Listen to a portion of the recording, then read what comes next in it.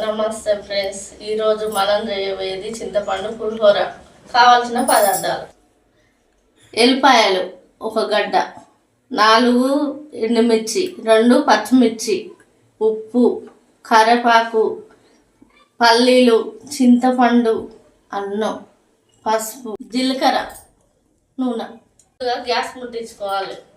Gas ముట్టించుకొని గిన్నె పెట్టుకోవాలి. గిన్నె కాగినాక నూనె పోసుకోవాలి ఫ్రెండ్స్. ఇలా పుల్లలు మంచిగా గడ్డకు లేకుండా ఇలా ఇప్పుకోవాలి. అన్నాన్ని మొత్తం ఇప్పిన బాగా ఇట్లా కలుపుకుంటే మొత్తం ఇప్పుకొని ఇట్లా పుల్లలు పెట్టుకోవాలి అన్నాన్ని.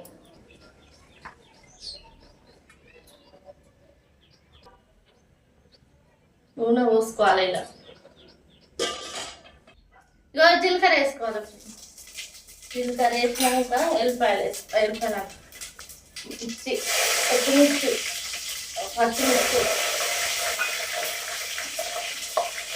వేసుకోవాలి. ఎల్లిపాయలు వేసుకున్నాక పల్లీలు వేసుకోవాలి.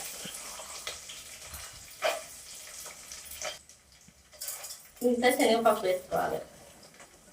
అన్నీ వేసుకొని మంచిగా కలుపుకోవాలి.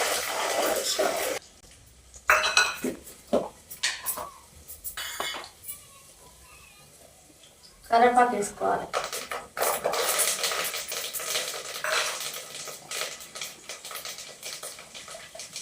పసుపు వేసుకోవాలి. ఒక స్పూన్ ఉప్పు వేసుకోవాలి. మంచిగా కలుపుకోవాలి.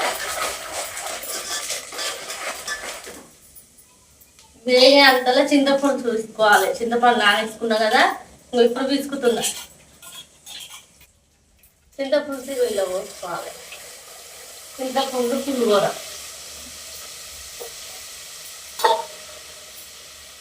అంతే కలుపుకోవాలి.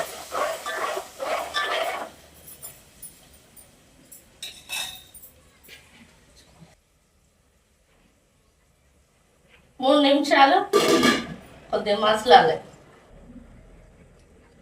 చింతపులుసు పోసినాక మంచిగా మసలాలి. మంచిగా మసిలినాక అన్నం వేసుకోవాలి. అన్నం వేసుకొని కలుపుకుంటే తింటుంటుంటుంది రుచి.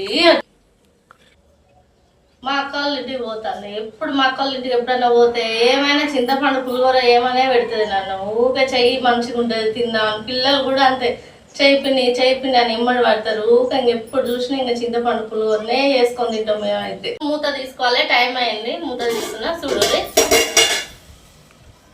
తీసి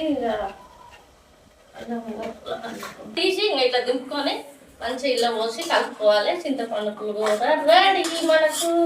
అయితేనే ఉంది. సింపుల్ అండి, తొందరగా అయిపోద్ది చేసుకుంటే.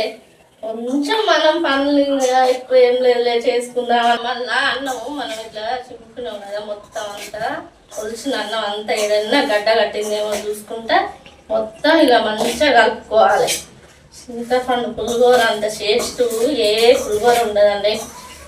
బాగుంటుంది చాలా. చింతపండుతో చేస్తే ఒక్కనే తినాలనిపిస్తుంది కానీ ఒక బుక్క తక్కువ తినాలి అనిపించదు నాకైతే. ఎప్పుడు చేసిన నేనైతే భలే తింటా. అసలు ఆగకుండా ముందు తినడమే ఇంకా నా పని. ఇలా మొత్తం కలుపుకోవాలి. కలిసేదాకా మంచిగా ఇట్లా కలపాలి. మంచిగా కలిసింది. ఇప్పుడు ఏడ తెల్లన్నం లేకుండా మొత్తం కలిపిన పులిహోర రెడీగా అయింది. మా వీడియో కనుక మీకు నచ్చినట్టయితే లైక్ చేయండి, షేర్ చేయండి, సబ్స్క్రైబ్ చేయండి.